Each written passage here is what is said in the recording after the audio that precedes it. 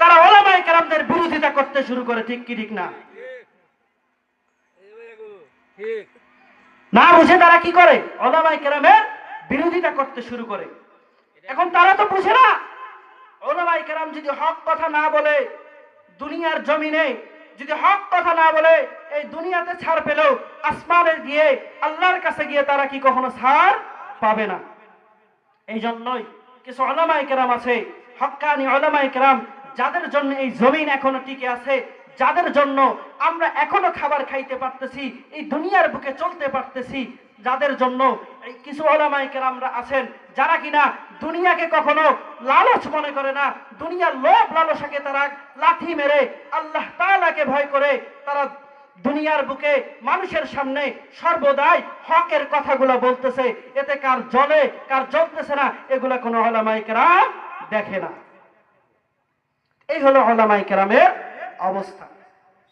এজন্য দুনিয়াতে যদি কি করি, কিছু যদি জেল জুলুম যাই হোক না কেন, নির্যাতন যাই হোক না কেন, যদি একটু সহ্য করে আখিরাতে গিয়ে যদি জান্নাত পাই, তাহলে আমার দুনিয়ার কোনো এই সুখ শান্তির কোনো দরকার নাই।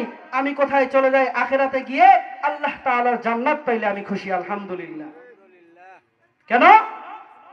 আমি এখানে আছি, আপনারা এখানে আছেন, আপনারা এক সেকেন্ডের গ্যারান্টি দিতে পারবেন যে আপনি আপনার এখান থেকে আপনি বাড়িতে যাইতে পারবেন?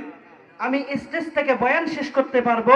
কিছুদিন আগেই একজন বক্তা ওয়াজ করতে করতে বয়ানের মধ্যেই আল্লাহ তাআলার কাছে চলে গেছে, দেখছেন হয়তো। চিন্তা করেন, এক সেকেন্ডের গ্যারান্টি দিতে পারবো না। একবার চিন্তা করেন, পৃথিবীর যত সায়েন্টিস্ট আছে সমস্ত সায়েন্টিস্টদের যদি একত্রিত করা হয়, তারা আমার এক সেকেন্ডের গ্যারান্টি দিতে পারবে? কেউ পারবে না। তাহলে কিসের এত অহংকার?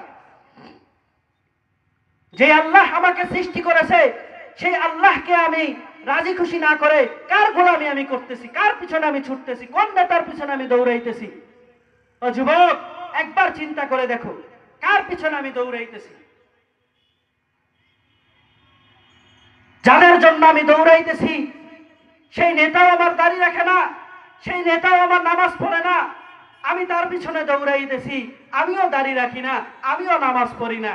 সুতরাং চিন্তা করবা, যার সাথে যার মহব্বত তার সাথে তার কিয়ামত। তুমি নেতার সাথে মহব্বত করে দুনিয়ার বুকে চলবা, তোমার নেতাও জাহান্নামে যাবে, তুমিও জাহান্নামে যাবা। যদি তোমার সুহবতটা উলামায়ে কেরামদের সাথে করতে পারো, তাহলে তুমি কোথায় যাবা? উলামায়ে কেরামদের সাথে হাসর নাসর হবে, উলামায়ে কেরামরা জান্নাতে যাবে, তোমার ঠিকানাও জান্নাত হবে। সুবহানাল্লাহ।